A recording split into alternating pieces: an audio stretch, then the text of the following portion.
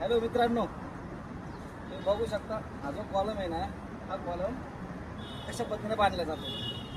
तर हे बघा, आता ह्या बिल्डिंगची हाईट लगभग स्लॅबची हाईट आहे बघा 4200. तर 4200मधून 600 बीम गेला, उरलं किती आपला 1200, उरलं किती आपला 3600.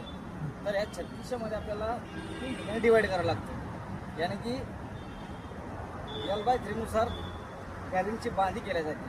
म्हणजेच काय तर 3 हिस्स्यामध्ये 12 दिवसांनी 36 म्हणजे 1212 जर घेतलं तर आपण 3 मध्ये डिवाईड होतं. म्हणजे या इथून तर 1200पर्यंत जी रिंगची जी बांधी असते ना, जी बांधी आहे ना 1200पर्यंत, तर ही कमी अंतर असलं पाहिजे.